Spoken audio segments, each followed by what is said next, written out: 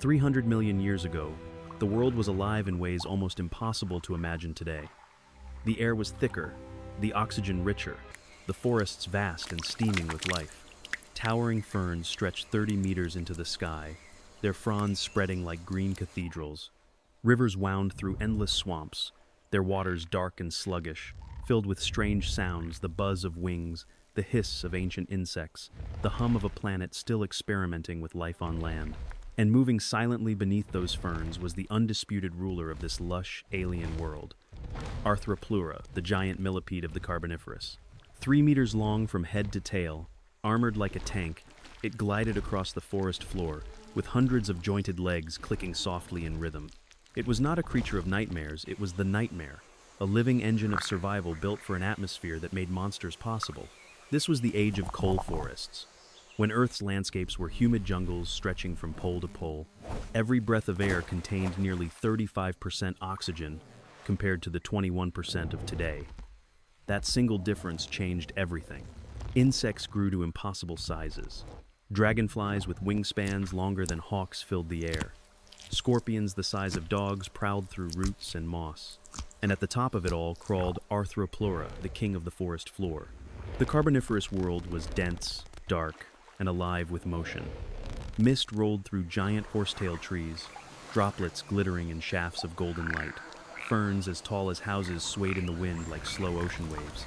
Beneath them, the forest floor was carpeted with decaying leaves, thick mats of moss, and tangled roots.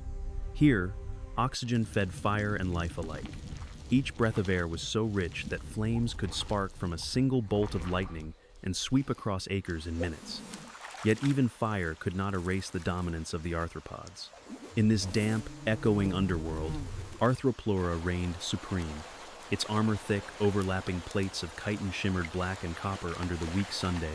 Its antennae waved through the underbrush, sensing vibration, scent, and heat. Though it lacked eyes like ours, it saw the world through a tapestry of light and shadow, feeling every tremor in the ground. Every movement was deliberate, every step soundless. It did not rush. It didn't need to. When it moved, the forest seemed to shift with it. Centuries of fallen leaves rustled as hundreds of legs rippled in coordination, propelling its long, segmented body over roots and stones. Its rhythm was mesmerizing, a rolling wave of movement, so fluid it seemed impossible for such a heavy creature. Beneath its armored plates, powerful muscles worked in silence, each one contracting like the movement of a machine designed by time itself. Small creatures fled before it. Giant cockroaches scattered into crevices, centipedes slid deeper into decaying logs, and amphibians the size of crocodiles froze in instinctive fear. Nothing on land could challenge the rule of Arthropleura. It was not a predator in the traditional sense. It fed mostly on decaying plants, rotting wood, and fallen leaves, but it could kill if cornered. Its sheer weight could crush smaller animals, and its mandibles, shaped like sharpened hooks, were capable of slicing through soft flesh. To encounter it was to face a living relic of evolution's boldest experiment. What happens when the air itself gives power to the small and multiplies it until the earth is ruled by insects? Imagine standing in that forest. The ground trembles faintly under your feet, though no wind stirs. The leaves rustle, not from above but from below. Something moves beneath the litter, a dark shadow sliding, undulating. The smell of wet soil thickens. Then it appears, rising over a fallen log like the hull of a submarine breaching the surface. Armor glints. Hundreds of legs blur in unison. Its antennae stretch forward, tasting the air, sensing you. Every instinct tells you to run. The forest, however, makes no room for escape. Vines and roots entangle your path. Steam rises from the ground in ghostly curtains. The sound of clicking legs grows louder, closer. The creature's massive form pushes through ferns that bend and snap under its weight. It moves with unnatural grace, like liquid iron. For a moment, the forest seems to hold its breath. Then the shadow passes, sliding into the mist again. This was life 300 million years ago, a time when the Earth's balance of power was reversed, when the air itself was fuel for giants. Oxygen fed not only growth but decay.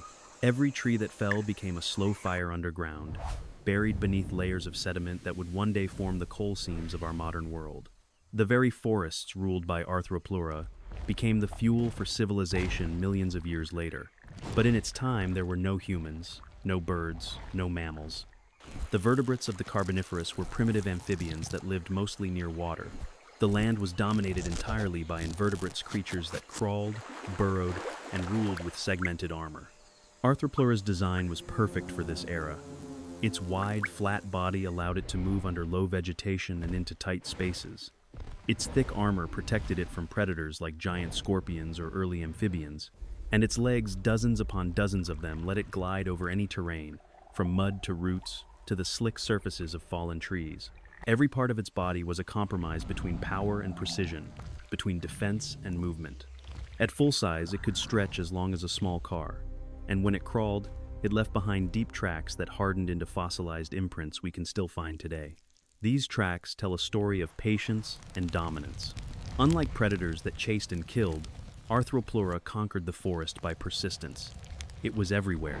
Its shells littered the forest floor, its molt scattered like the husks of a machine that rebuilt itself endlessly. But this empire of insects and millipedes would not last forever. As the Carboniferous gave way to the Permian, the climate began to change. The Earth's oxygen levels dropped, falling closer to modern values.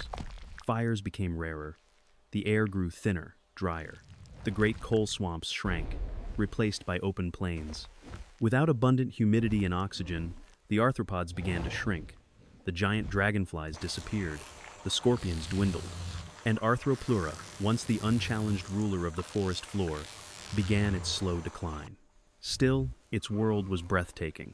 Imagine a mid-afternoon in the Carboniferous rainforest. The air glows green with refracted light.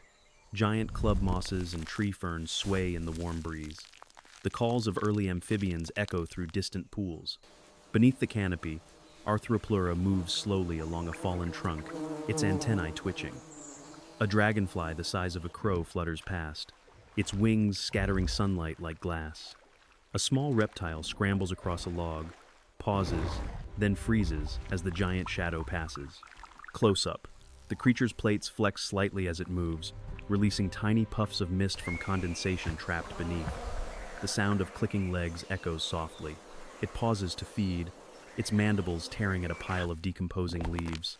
The camera pulls back to reveal the immense scale of the forest, the endless canopy, the dim green light, the haze of spores drifting through the air.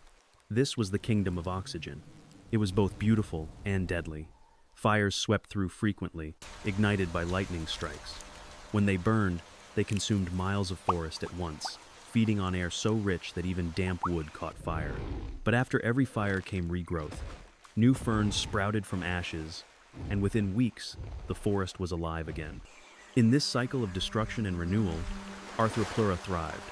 Its exoskeleton could withstand falling debris and the heat of scorched soil.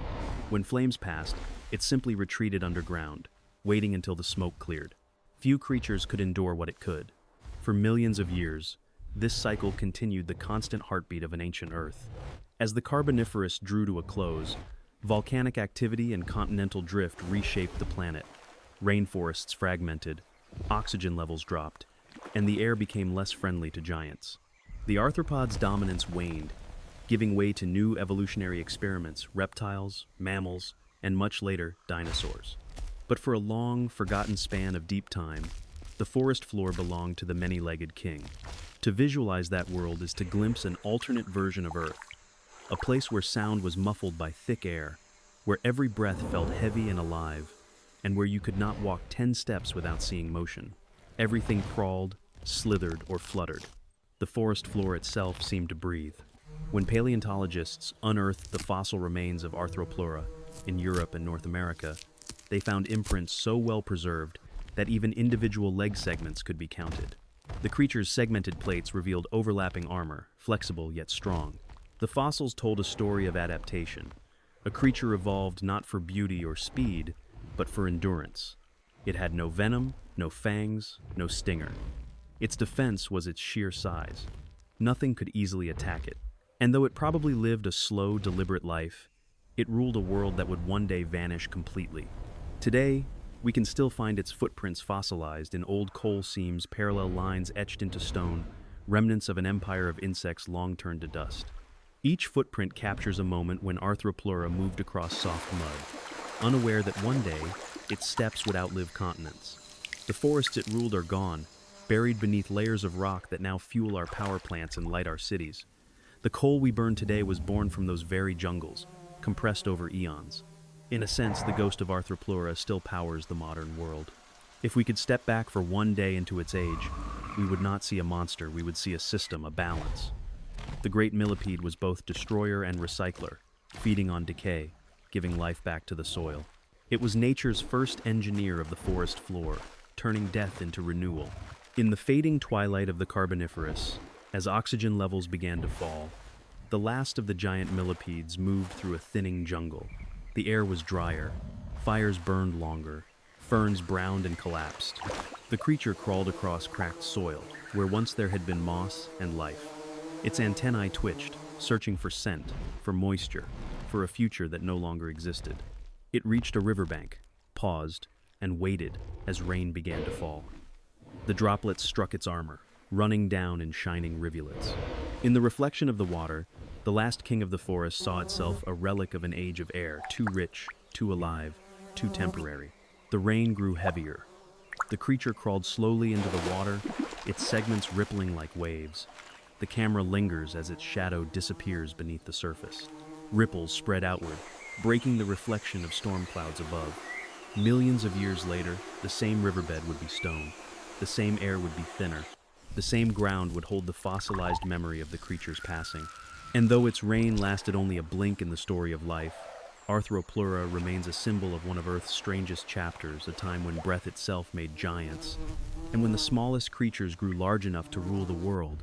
The age of coal forests ended, but the mark of the 3-meter millipede endures in the fossils, in the coal seams, in the imagination of those who dare to picture a world where the ground moved beneath your feet and every rustle in the leaves might be the whisper of a giant crawling close. Because once, long before the dinosaurs, before the rise of mammals, before the age of man, centuries before the first tree turned to stone, there was a forest where the air shimmered green, the soil steamed with life, and Arthropleura was king.